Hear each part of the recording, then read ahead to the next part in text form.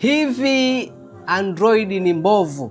Watu wa iOS, watu wa iPhone tayari wanawapiga nondo watu wa Android, mpaka wengine wameamka sema Zinjibari, hebu tuambie, hivi Android ni mbovu?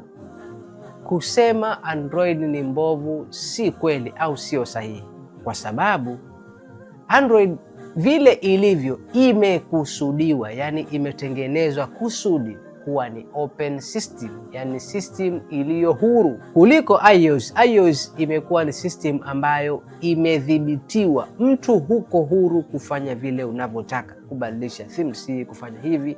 Lakini kwenye Android unaweka keyboards unazotaka, unaweka marembo unayotaka, simu unaichange vile unavyotaka.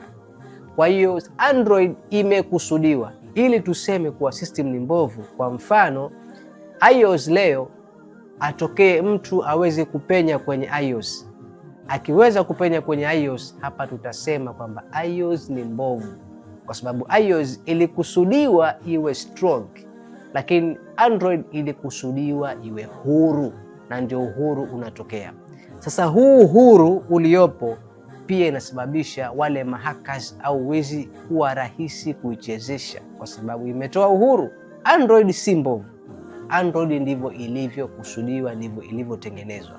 Niambie kwenye comment, unapenda kuwa huru au unapenda kuwa umekuwa closed?